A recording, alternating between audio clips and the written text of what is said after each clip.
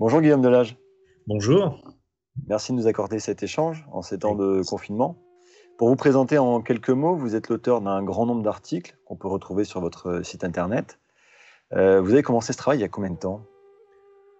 J'ai commencé ça il y a plusieurs décennies.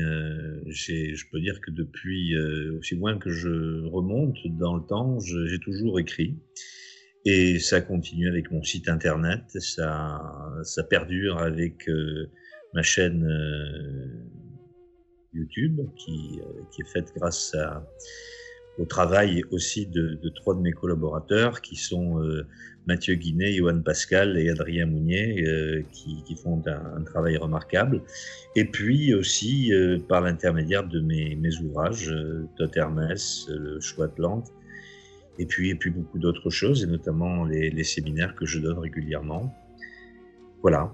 Voilà, oui, alors vous avez écrit en effet 2 livres, Tot Hermès, le choix Atlante, comme vous le dites, qu'on peut retrouver aux éditions Moriasson, et récemment en effet cette chaîne YouTube qui propose des sujets finalement assez divers et variés, mais toujours en lien avec la tradition hermétique. C'est un Très peu bien, c'est ça. votre credo.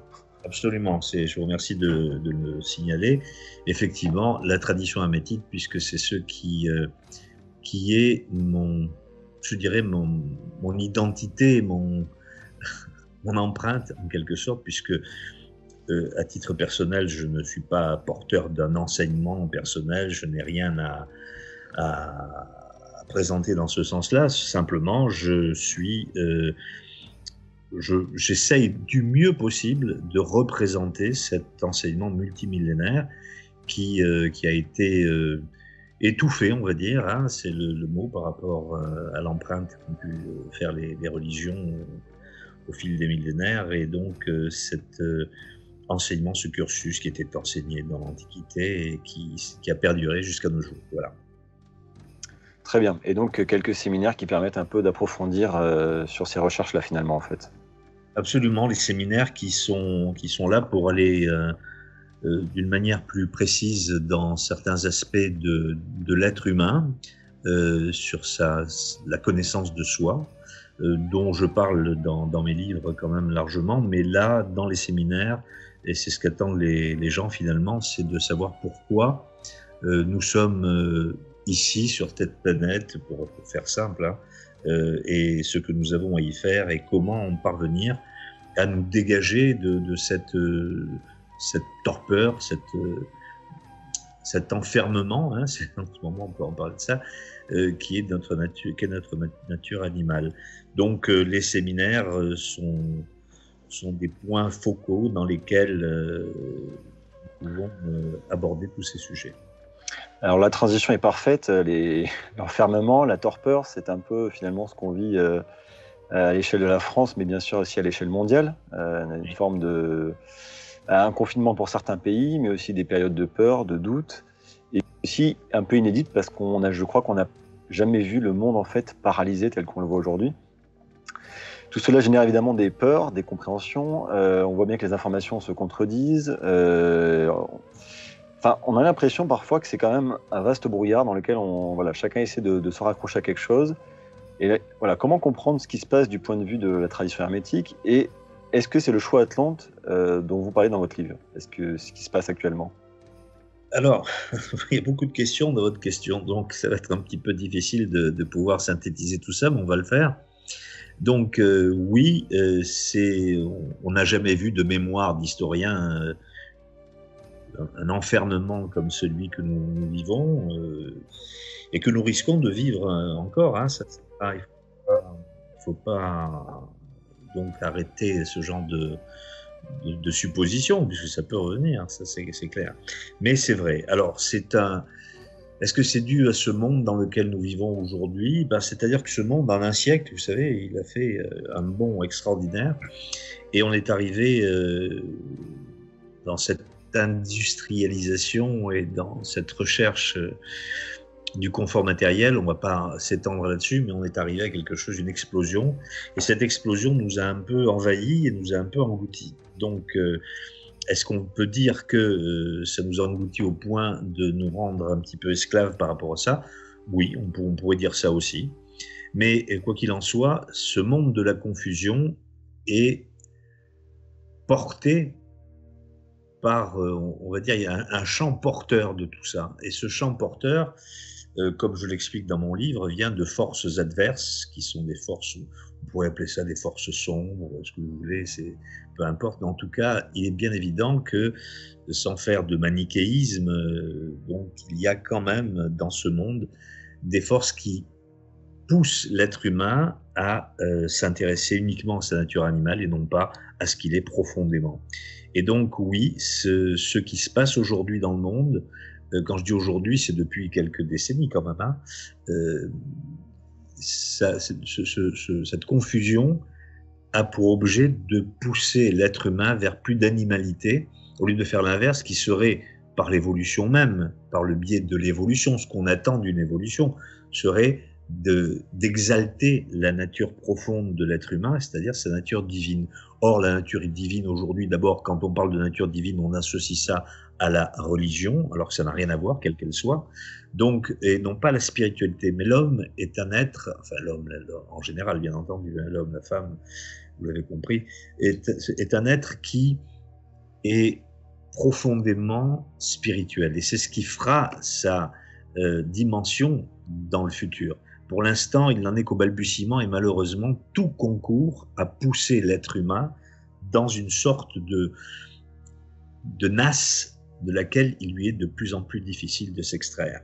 Alors oui, effectivement, nous vivons dans une confusion, nous vivons dans une illusion et tout est fait pour qu'on y reste. Pourquoi? Eh bien, par les plaisirs immédiats, la recherche de la satisfaction de l'ego à tout prix, dans tous, je ne vais pas vous faire un éventail de ce qui peut être le propre de la satisfaction de l'ego. Tout le monde peut le faire en soi. On voit très bien qu'aujourd'hui, tout nous pousse par les médias, la télé, les publicités, etc.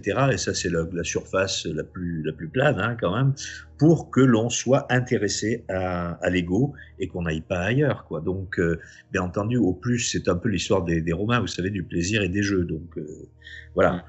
Donc, on en est là. Et donc, nous vivons dans une illusion avec cette satisfaction. Et puis, il y a aussi les médias aujourd'hui. Alors, je ne suis pas là pour taper sur les médias, parce qu'il y a des médias qui essayent de rester honnêtes, et heureusement d'ailleurs.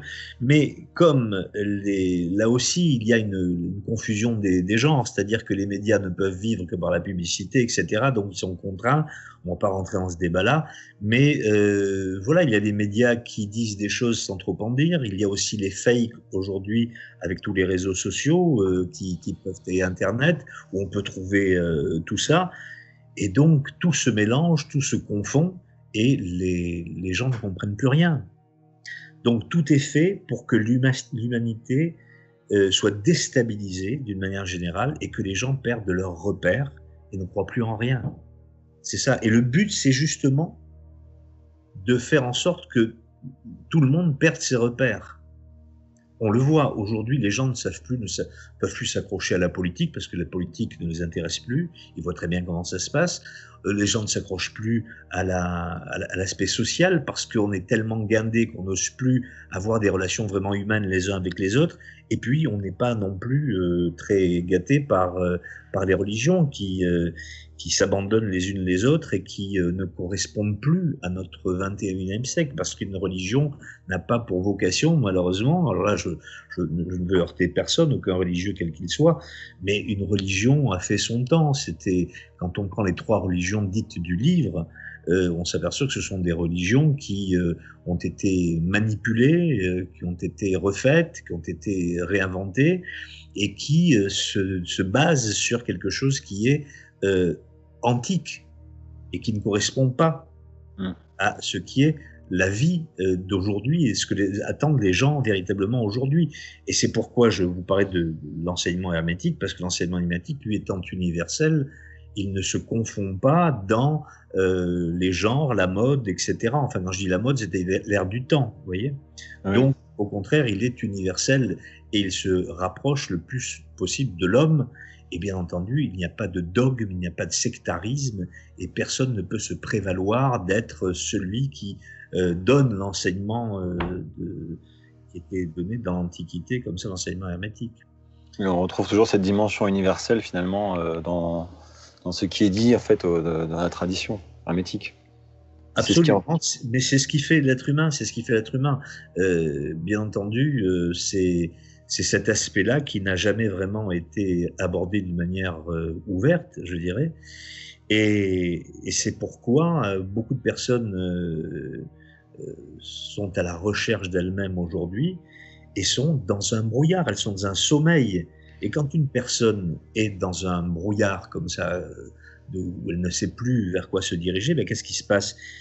Il se passe qu'elle perd ses repères, qu'elle n'y voit plus clair. Hein. Quand on est dans le brouillard, on n'a plus de repères, on n'y voit plus clair, on ne distingue plus rien et surtout on n'a plus d'objectivité. Et qu'est-ce qui se passe à ce moment-là? C'est que nous sommes vulnérables. Et donc, avec des réactions primaires aussi, peut-être plus. Avec des réactions primaires, bien sûr, quand on est vulnérable, on va y venir, mais c'est plus l'instinct qui agit. Et donc voilà, c'est dans ce brouillard, nous sommes inclus et nous sommes un peu abétis. Hein. C'est un peu comme un boxeur qui a été groggy, on est un peu abétis parce qu'on ne sait plus où on se dirige. Et donc, le problème est de retrouver ce que nous sommes. Vous parliez de la perte de la perte de repères et finalement de confiance dans la politique, parfois l'aspect social, les médias aussi qui peuvent être déroutants. Mais on a aussi parfois l'impression que finalement la religion actuelle, c'est la religion de la science. C'est-à-dire qu'aujourd'hui tout se réfléchit et tout se pense que par le point absolu de la science.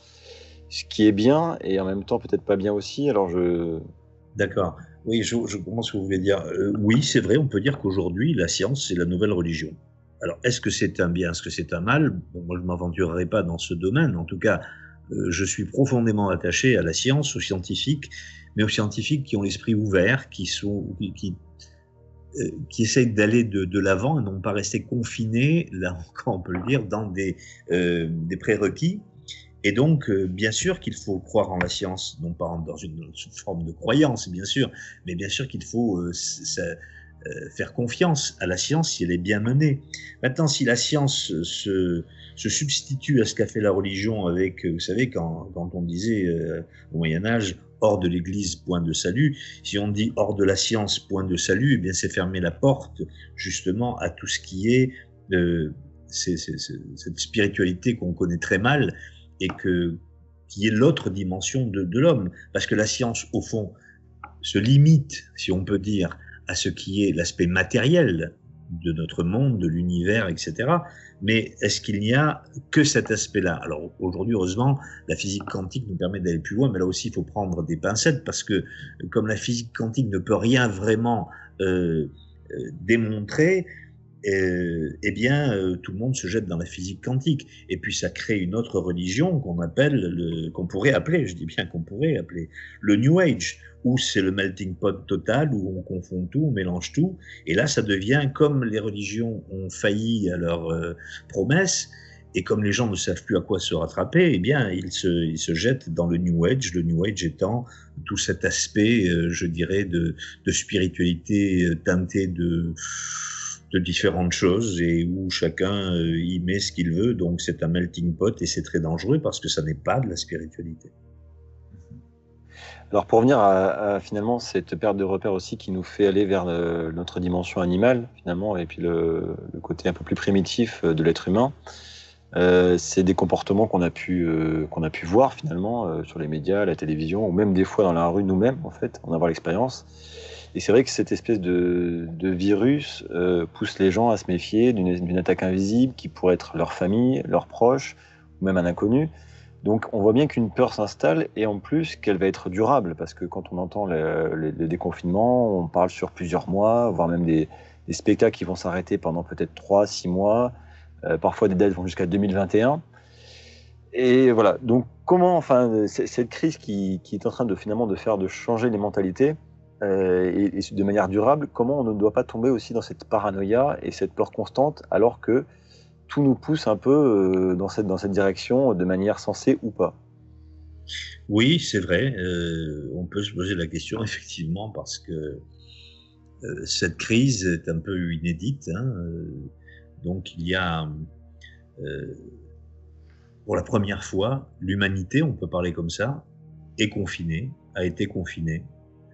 Et ce confinement, eh bien, on l'a jamais vu. Alors, il faut tirer les bons marrons du feu, si je puis dire. On peut s'attarder sur le fait que ça a donné un petit répit à la planète aussi, hein, le bon côté des choses. Bon, est-ce que c'est suffisant de voir les choses comme ça? Je pense pas, parce qu'on aurait pu le faire autrement et avant. Mais bon, cette question de savoir que ce virus est là, oui, ce virus est là, et sans jouer les prophètes, hein, je pense qu'il y en aura d'autres, et puis que les choses vont aussi dans le futur proche ou plus ou moins lointain continuer dans ce sens. C'est ce qui fait que notre monde est en péril à cause de tout ce qui peut arriver. Et puis on s'aperçoit qu'on nous dit officiellement que ce virus s'est échappé d'un laboratoire. Vous voyez, il y a quelqu'un qui dans des laboratoires qui sont vraiment très comment dirais-je, sauvegardés, ou sécurisé. Oui, sécurisé, etc. Il y a quelqu'un qui a pris une éprouvette et poum, elle est tombée, elle s'est cassée, et puis le virus est parti avec ses petites ailes comme ça. Donc bon, d'accord, moi je veux bien, mais ça se passe aussi dans un endroit qui s'appelle Wuhan en Chine, qui a été l'objet d'autres travaux. Je n'irai pas beaucoup plus loin, mais disons que c'est à Wuhan, ou à Wuhan, je ne sais pas comment on dit, pardon, mais où il y a eu des essais qui ont été faits avec des ondes, qu'on appelle la 5G. Enfin bon, je ne veux pas faire d'amalgame, mais disons que on peut penser que, compte tenu de ce qui va se passer avec la 5G qui va venir, on ne peut pas dire que ce soit quelque chose de très bon pour l'être humain. Voilà. Donc, qu'est-ce qui se passe? On n'en sait rien. Moi, je ne prends pas position dans ce que je vous ai dit. Là, c'est des choses qui se disent comme ça, qu'on entend. Alors, ça peut être des fake news, ça peut être des... Voilà, je ne sais pas. En tout cas, quoi qu'il en soit, le fait est que il y a beaucoup de choses qui se passent. On va revenir là-dessus, si vous voulez, sur ces ondes plus tard. Mais il y a des choses qui se passent et dont il faut faire attention. Alors, bien entendu, quand on entend ça, quand on voit ça, on se dit que on réagit par la peur, parce que cette peur est induite. Vous comprenez? On vous induit cette peur. Et vous parliez d'attaque invisible, ce virus. Eh bien oui, pour la première fois, on a un ennemi qu'on ne voit pas. Et on le traque, mais on ne sait pas où il est. Il peut être sur notre épaule et on ne le sait pas. Hein. Et donc, tout ça crée une sorte de réaction instinctive de l'être humain, de peur, bien entendu. Et la peur est un instinct qui est bien, qui nous permet de nous protéger en cas de danger, mais c'est l'instinct de survie, donc il ne faut pas lui laisser plus de place que ça. La peur doit être transcendée, car si elle n'est pas transcendée, nous en sommes réduits en tant qu'être humain à de l'animalité. Et c'est tout ce qu'on doit faire, sauf ça, c'est de nous réduire à ça. Donc, par ailleurs, sachant ça, on nous pousse à agir de plus en plus et de plus en plus souvent avec l'instinct qui est la version la plus basse de notre nature. Tout est fait comme ça dans les médias, les jeux, tout ce qui se passe dans le monde. On nous attire par des choses qui sont liées à nos désirs les plus basiques. Donc c'est l'instinct. On exalte l'instinct chez l'être humain et non pas d'autres choses qui sont beaucoup plus hautes en lui. Donc tout est fait pour que nous réagissions au diktat de l'instinct et non pas de notre conscience et de notre intuition. Vous voyez? Donc il faut savoir que, comme je vous le disais tout à l'heure, qu'il y a des forces perverses dans ce monde qui cherchent à laminer l'être humain pour le réduire à son animalité. Et alors comment finalement limiter cette peur dans ce monde anxiogène? Comment limiter la peur et la laisser à la place qu'elle doit être, c'est-à-dire juste une sauvegarde de nous-mêmes à des moments critiques? C'est ça, la peur est nécessaire parce qu'elle est liée à l'instinct, donc c'est l'instinct de survie, c'est l'instinct de conservation. Donc ça c'est très bien. Mais le but de tout ce qui se passe dans le monde, et là je n'apprends rien à personne, les gens le voient, même s'ils ne le mentalisent pas, ils le voient. Le but, c'est de nous enfermer dans la peur. Pourquoi? C'est pour que l'on perde confiance. Parce que si l'on perd confiance, on est alors vulnérable et perméable à toute attaque. Et là, je viens à quelque chose qui est important pour moi, c'est de parler de l'immunité. Donc, si on est vulnérable et perméable à toute attaque par la peur, eh bien, la peur s'induit et va travailler d'une certaine façon en nous. Alors justement, il y a l'immunité évidemment physique, qui est l'évidence un peu quand il y a un virus d'ailleurs. Bon, Oui, voilà, tout le monde sait qu'il faut faire du sport, prendre le soleil, etc., prendre de la vitamine C, enfin, tout un tas de choses qui sont recommandées par les médecins. Bien sûr. Mais cette immunité physique, voilà, ça nous limite finalement au monde physique. Absolument, vous avez raison, c'est l'immunité physique et ça c'est normal. Il faut se préserver par cette immunité. Donc, ce qui est important, avant toute chose, il faut nous diriger vers ce que l'on a de plus haut en nous, à savoir le courage et la conscience. Je vais m'expliquer à partir de ça. Donc, il y a effectivement, je vais répondre à votre question, mais je voudrais dire juste ceci avant. Il y a ce que nous... Donc, dans l'immunité, il y a plusieurs choses pour qu'elle soit conservée. Il y a d'abord, dans ce qui est nuisible pour nous et qui fait baisser notre immunité, c'est tout ce que nous ingérons. Des produits qui ont des effets toxiques, vous l'avez dit, ça c'est l'aspect physique. Il y a ce que nous ingérons dans notre organisme, hein, et nous en payons le prix fort. Alors, quand je dis tout ce que nous ingérons, c'est tout ce que nous ingérons. D'accord ? Donc, ça provoque de graves dégâts dans notre métabolisme. De mauvais, en fait, de la nourriture. Mais pas que la nourriture. Regardez tout ce que je vous laisse le soin de faire votre bilan vous-même, tout ce qu'un être humain peut ingérer. D'accord ? Et ça provoque de graves dégâts dans notre métabolisme, et ça affaiblit nos défenses immunitaires. D'accord ? Donc, effectivement, il y a la nourriture, il y a la boisson, tout ça, mais il y a d'autres choses qu'on avale tous les jours. Donc ça aussi, ça peut avoir des effets nocifs. Mais il n'y a pas seulement ce que l'on ingère. D'accord ? Ça, c'est une chose. Donc il faut arriver à comprendre que l'immunité se fabrique par d'autres choses aussi. Vous pouvez prendre toutes les vitamines C, tout ce que vous voulez, c'est très bien, mais il n'y a pas que ça. Donc, il y a la distance que l'on a à prendre avec les ondes qui sont autour de nous et qui affaiblissent notre immunité et qui provoquent des dégâts considérables.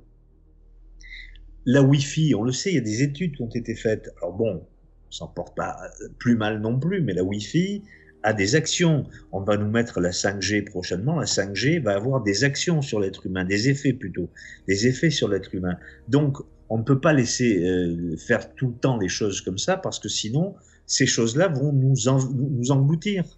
Vous comprenez ? Donc, je crois qu'il faut à un moment donné regarder les choses en face et se dire, je suis un être humain, je n'ai pas le droit de me laisser manipulé comme ça par un groupe de personnes qui décident pour moi. Donc moi, je ne parle pas, bien entendu, de rébellion, c'est pas ce que je veux dire. Je vais y venir, je vais répondre à cette question tout à l'heure. Mais voilà, ces ondes sont très subtiles et elles sont sur des strates supérieures. Donc il y a des ondes favorables, bien entendu, mais elles sont rarement employées, et il y a surtout des ondes nocives. Et c'est pour ça que je vous parlais de la Wi-Fi, de la 5G, qui va avoir de graves conséquences sur l'être humain, mais je ne m'étendrai pas là-dessus. Je laisse à chacun le soin de faire ses propres recherches. Donc, il faut donc s'attacher à renforcer nos défenses immunitaires, physiques, du mieux possible. Et là, comme je vous l'ai dit, je n'ai pas vraiment de conseils à donner. Tout le monde sait ce qu'il faut faire en faisant du sport, autant que faire se peut, en faisant attention à sa nourriture, ses boissons, en essayant de faire de temps en temps de la marche avec des respirations saines, etc. Ça, c'est important. Mais il y a d'autres immunités à construire en soi. L'immunité qu'on pourrait appeler émotionnelle et astrale. Ça, ce sont les bonnes émotions qu'il faut cultiver en soi, les bonnes intentions. Exprimer la joie en soi, écouter de bonne musique. Vous savez, les sons sont aussi très importants. Les sons sont très importants parce qu'ils agissent sur l'être humain. Et j'ai fait dernièrement avec mon équipe une vidéo sur le chant des planètes. Et donc, on voit à quel point les sons sont importants. Ils existent dans tout l'univers. Donc, le problème, c'est qu'aujourd'hui, on utilise mal le son. Et donc, on utilise mal les musiques. Et les musiques ont un effet nocif aussi. Certaines musiques, bien sûr, ont un effet nocif sur l'être humain. Bien, ça, c'est un autre problème qu'on ne va pas aborder.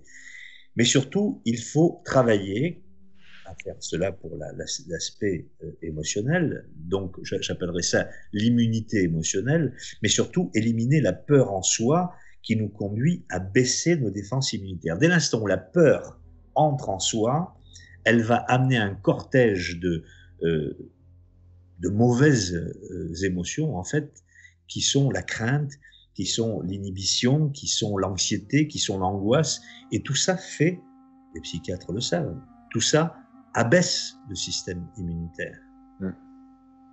Et puis ensuite, il y a les pensées dites positives. Bon, moi, je ne crois pas trop à ça. Je ne suis pas un adepte de la pensée positive, parce que la pensée positive n'apporte pas grand-chose en soi. Ce qui compte, c'est la culture de l'optimisme.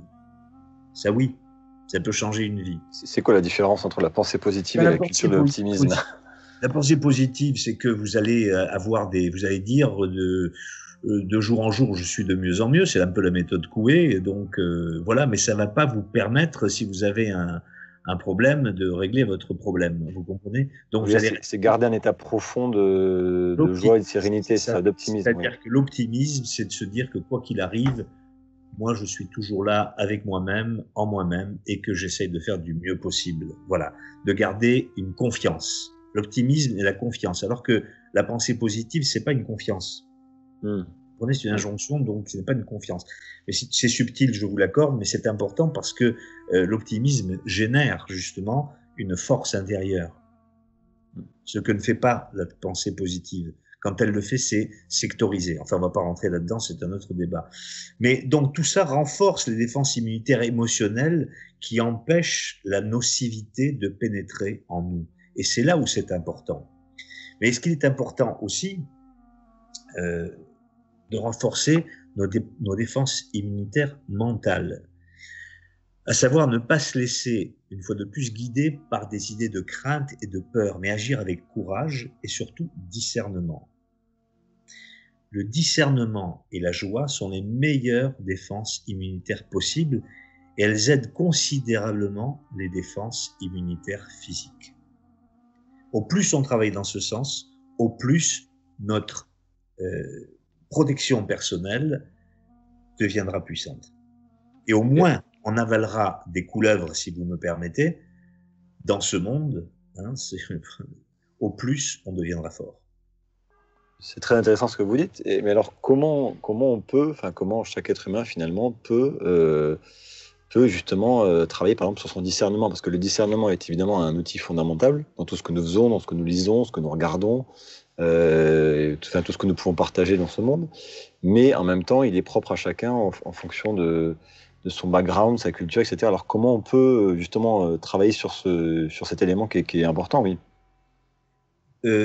Votre question est judicieuse parce que justement, si on arrive à comprendre que la force n'est pas que physique, que la force la plus grande est celle qui consiste à prendre du recul face à une situation nocive et à trouver les meilleures solutions, là, on s'aperçoit que le courage est venu s'imposer et que le courage est un de nos plus grands alliés. Donc, là, l'importance vient du fait que le premier ennemi à combattre, je dirais pas combattre, à transformer, à transmuter, vous voyez, pour employer un vocabulaire alchimique, transmuter la peur en courage. Et donc là, si on arrive à faire ça déjà, le discernement va se mettre en place. Le discernement, vous avez vu, on a parlé de l'être humain, de son côté animal, pour se défaire de ce côté animal, et quel est le côté le plus haut dans l'être humain? Eh bien, c'est sa conscience. Un être humain qui perd sa conscience a tout perdu. Ouais. Donc, notre but, justement, en tant qu'être humain, c'est de travailler dans le sens de la conscience, de l'élévation de ce que nous avons de plus haut en nous. Et c'est ce qu'on nous empêche de faire. On nous amène par le bas, vers le bas, par l'animalité. Alors que notre but, en tant qu'être humain, notre raison d'être, c'est de grandir en conscience. Mhm. Vous comprenez? Et on oublie ça à l'âge adulte. Un enfant, des parents, de bons parents vont dire oui, mais mon enfant, il faut qu'il prenne conscience de certaines choses, ce qui est tout à fait logique. Mais à l'âge adulte, on reste dans son quant à soi et on se dit bon bah voilà, tout est maintenant, je sais où je vais, je sais ce que je fais, et puis on oublie ça. Non, la conscience. On n'a plus cette éducation de l'enfant. Oui, voilà, la conscience doit être présente dans notre vie de chaque jour. C'est de voir le monde avec discernement. Ça, c'est l'outil de la conscience. De voir le monde avec discernement. C'est-à-dire que lorsqu'on va regarder les choses, on ne va pas les regarder comme une banalité illusoire, parce que le monde est une illusion en soi. On ne va pas le regarder comme une banalité illusoire, mais comme si on se mettait en dehors de ce monde, tout en y restant, bien sûr.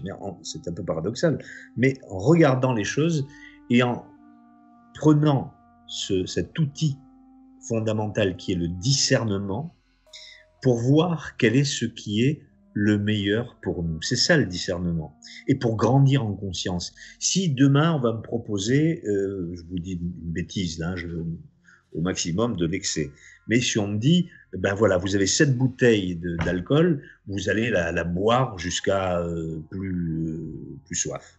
Donc, si je n'ai pas de discernement, à ce moment-là, je vais la boire et puis ça va mal finir. Mais c'est ce qui se passe dans le monde, hein, c'est ce qu'on nous fait avaler, comme ça. Là, je vous parle de quelque chose de concret, mais on nous fait avaler des tas de choses comme ça dans le monde. Donc, pour éviter ça, c'est le discernement qui compte. Vous comprenez? C'est d'arriver à voir ce qui est bon pour nous. Et ce qui est bon pour nous est forcément bon pour notre conscience. Parce que nous sommes avant tout une conscience.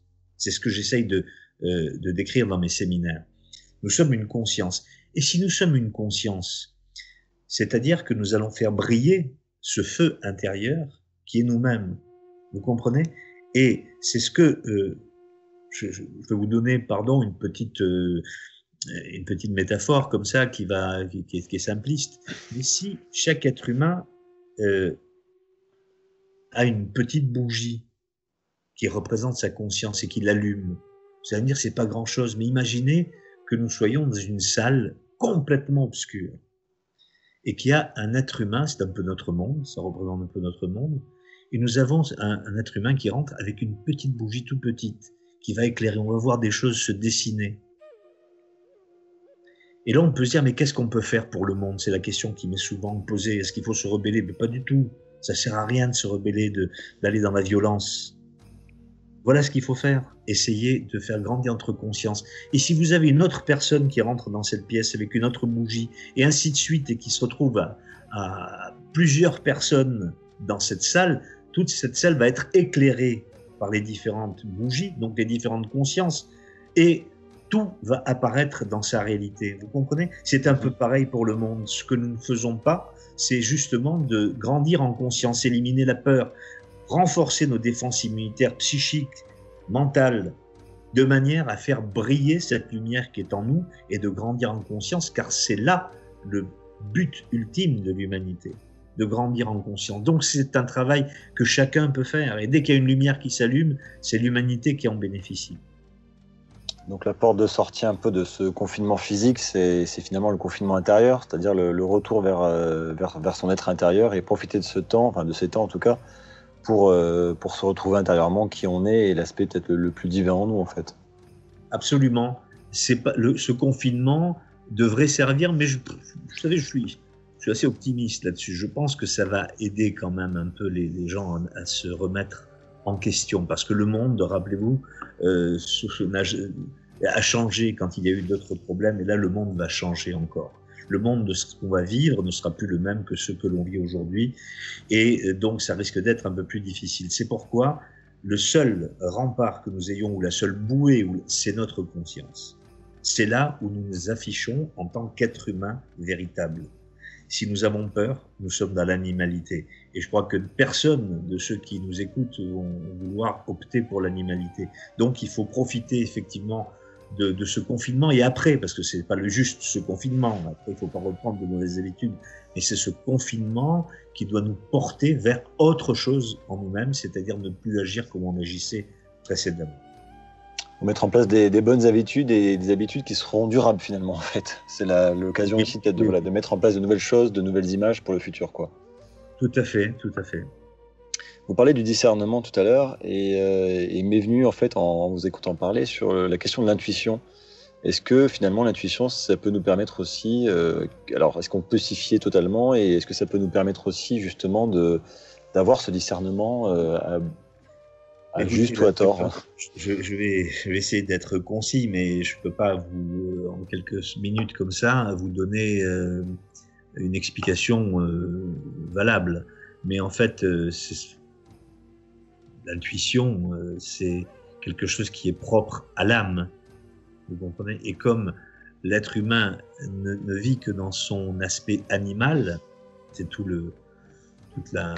l'explication de mes séminaires, comme l'être humain ne se fixe que sur son plan animal, donc l'intuition ne passe pas, c'est l'instinct qui passe, vous comprenez?